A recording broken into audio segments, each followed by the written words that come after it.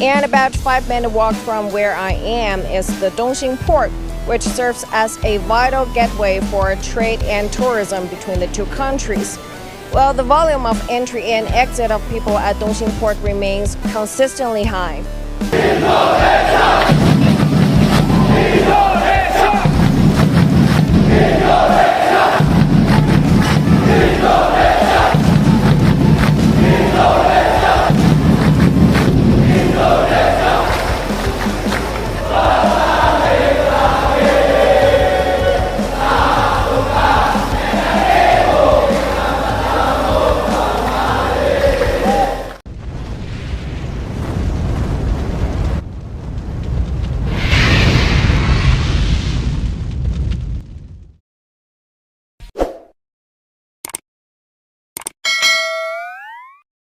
Suporter Indonesia bikin panas dingin China hingga disorot media internasional. Aksi suporter tim nasional Indonesia kembali menjadi sorotan, kali ini bukan hanya di tanah air, tetapi juga di kancah internasional, khususnya China. Dalam laga kualifikasi Piala Dunia 2026 zona Asia yang mempertemukan Indonesia melawan China di Stadion Gelora Bung Karno, Jakarta, suporter Indonesia menunjukkan atmosfer luar biasa yang membuat China panas dingin.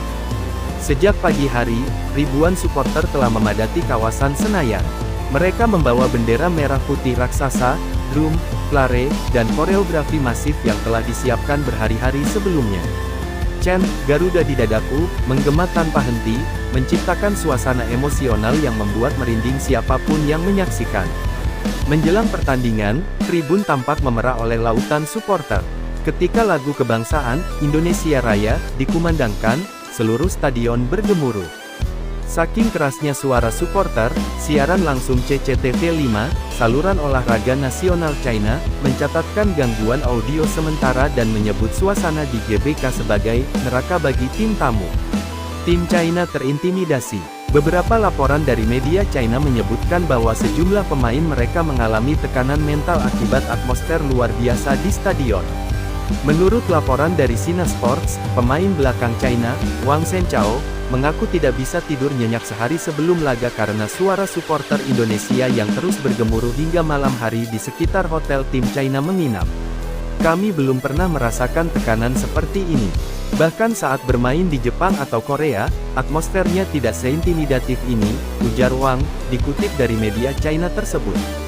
Sorotan media internasional. Tak hanya media China, berbagai media olahraga internasional seperti ESPN Asia, Fox Sports, hingga The Guardian Sport juga turut menyoroti militansi dan kreativitas suporter Indonesia. Dalam sebuah artikel yang dirilis ESPN Asia dengan judul, The Roar of Jakarta, Indonesia's 12 Top Player is Real, dituliskan bahwa kekuatan suporter Indonesia adalah aset nasional yang mampu mempengaruhi hasil pertandingan secara signifikan. Media tersebut memuji koreografi raksasa bertema, Garuda Membara, yang menutupi hampir seluruh sisi tribun utara stadion. Tak hanya itu, suara nyanyian yang terus menggema selama 90 menit disebut sebagai bentuk loyalitas luar biasa yang jarang ditemukan di negara-negara Asia lainnya. Respon netizen China dan Asia. Di media sosial, respons netizen China pun beragam. Ada yang memuji, namun tak sedikit pula yang merasa tertekan. Beberapa menyebut bahwa Indonesia bermain tidak hanya dengan 11 pemain, tapi dengan 80.000 supporter. Bahkan tagar-tagar Jakarta Hellzone sempat menjadi trending di platform media sosial Weibo, menandakan betapa besar pengaruh atmosfer laga ini terhadap mentalitas tim tamu. Di sisi lain, netizen Asia Tenggara lainnya justru memberikan dukungan moral kepada Indonesia, menyebut atmosfer tersebut sebagai semangat Asia Tenggara yang sesungguhnya. Banyak yang menyandingkan suporter Indonesia dengan suporter kelas dunia seperti Argentina dan Turki. Reaksi PSSI dan pemerintah. Ketua Umum PSSI, Erick Thohir, menyatakan apresiasinya atas dukungan luar biasa suporter Indonesia. Dalam konferensi pers usai laga, ia mengatakan bahwa suporter adalah energi utama tim nasional dan menjadi faktor penentu dalam pertandingan-pertandingan penting. Saya bangga, kita buktikan bahwa Indonesia punya suporter kelas dunia. Tapi saya juga ingatkan untuk tetap menjaga sportivitas dan keamanan bersama, ujar Erick. Pemerintah melalui Kementerian Pemuda dan Olahraga juga menyatakan komitmennya untuk terus mendukung atmosfer positif ini dengan meningkatkan fasilitas stadion dan memperbanyak edukasi supporter melalui program-program literasi.